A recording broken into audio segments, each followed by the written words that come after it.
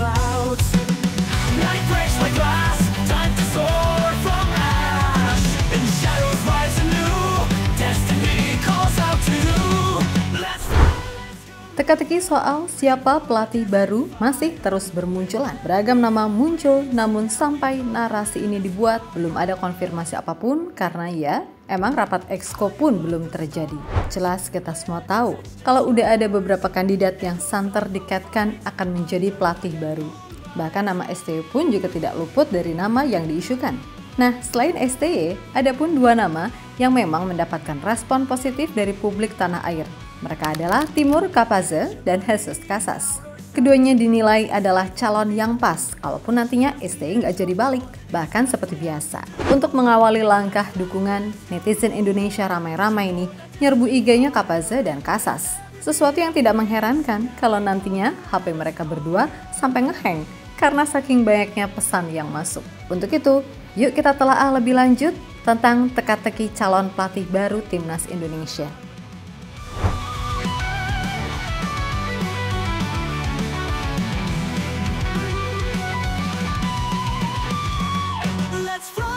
Garuda, reaching for that distant fire. With every beat of wings, yeah, we conquer and aspire.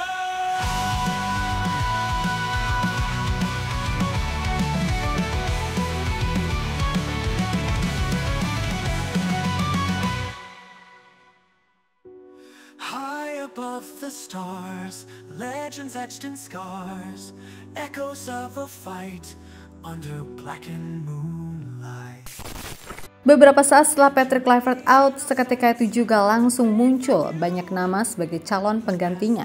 Bahkan, namanya tidak main-main dan sebelumnya sudah memiliki karir di sepak bola Eropa. Sebutlah Erik ten Hag, Van Bommel, Philip Cocu, Van Bronckhorst, hingga Zidane pun ikut dikaitkan.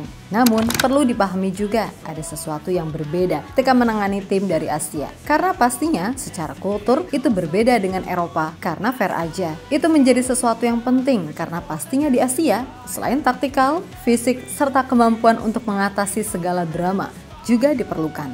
Sehingga itulah yang menjadi tantangan besar bagi pelatih-pelatih Eropa untuk melatih di Asia. Contoh aja deh, Roberto Mancini. Kurang hebat apa dia? Bersama Inter Milan, Manchester City terbilang sukses. Lalu di timnas Italia juga berhasil mengantarkan Gliazzurri juara Piala Eropa 2020. Tapi ketika di Arab, dia gagal total. Taktiknya nggak jalan. Hubungannya secara budaya dengan pemain serta publik di sana juga nggak klik. Itulah mengapa. Mudah-mudahan dalam hal ini, PSSI nggak salah pilih lagi. Karena kalau salah lagi, selain boncos, ya pada akhirnya mubazir gitu loh. Kita punya squad yang diisi nama-nama berkualitas, kan gitu. Yap, kembali lagi, beberapa nama muncul untuk jadi kandidat terbaru pelatih timnas. Namun merujuk pada segala hal yang ada, kini selain STY yang kemungkinan besar masih bersedia, ada dua nama kandidat yang jadi favorit. Mereka adalah Timur Capaze dan Jesus Casas. Nah, soal Capaze, dia sendiri berhasil membawa Uzbekistan menjuarai CAFA Cup tanpa menelan kekalahan. Dan dia juga adalah sosok utama di balik lolosnya Uzbekistan ke Piala Dunia. Namun sayang, setelah berhasil meloloskan negaranya, posisi Capaze langsung digusur menjadi asisten pelatih setelah kedatangan mantan kapten timnas Italia di Piala Dunia tahun 2006, Fabio Cannavaro. Tentu untuk membujuk Capaze, PSSI jelas punya tantangan besar, terutama karena dia masih menjabat sebagai asisten. Yap, bagaimanapun itu akan tetap menjadi sebuah pengalaman berharga karena nantinya akan terlibat di Piala Dunia. Namun kembali lagi, the power of netizen bisa membuat cerita berbeda.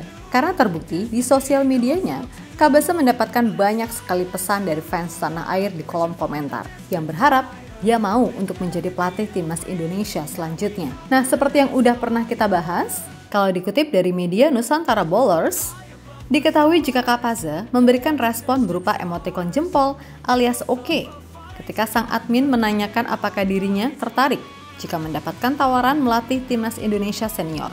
Jelas itu adalah sebuah kode yang mungkin positif. Dan kalau semisal dia, wah siap-siap aja.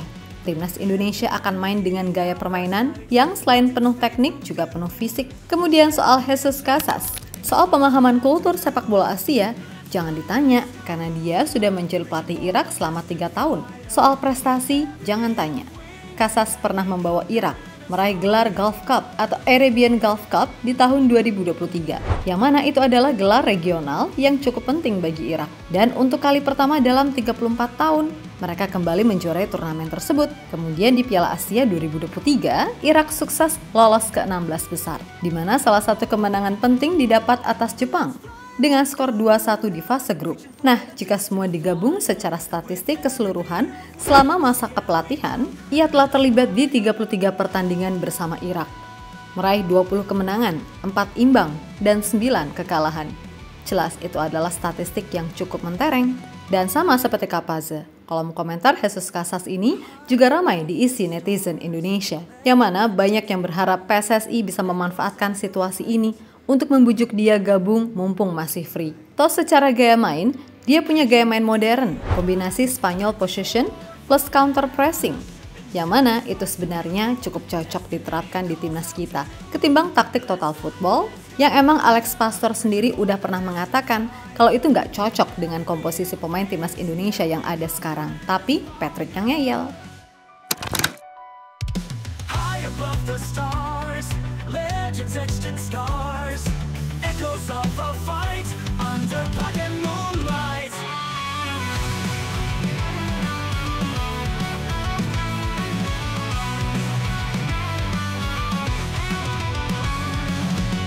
Hegemony in outer sights, mountains fade from view, push past the edge of dawn, in this quest we have to do.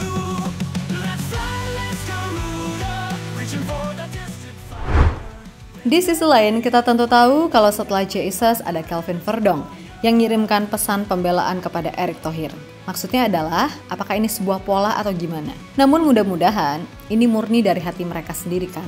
Bukan yang ya, kalian tahulah gimana? Yang jelas, di situasi sekarang kita semua harus guyup bareng-bareng membangun timnas lagi. Karena biar gimana pun masih ada event-event besar yang harus dikejar. Seperti misalnya, perform di Piala Asia 2027. Untuk tim U23 lolos Olimpiade 2028 dan pastinya menembus misi kegagalan dengan lolos Piala Dunia 2030. Gak apa-apa kita bangun lagi dari awal, asalkan semua bersatu dan hasilnya bisa lebih baik, kan gitu. High above the stars, legends etched in scars, echoes of a fight under blackened moonlight. Hegemony in our sights, mountains fade from view, push past the edge of dawn, in this quest we have to do.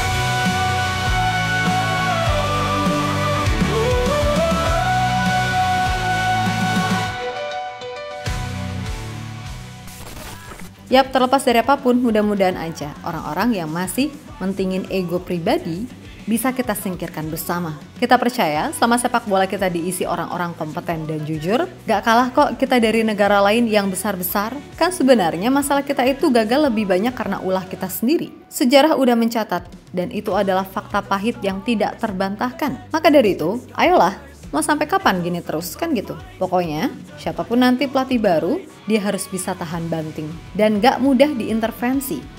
Dah gitu dulu. Masalah taktik dan lain-lain itu gampang, asal di balik layarnya tenang. Untuk itu, buat semua elemen timnas, tetap semangat dan sukses selalu. Oke, kita Garuda.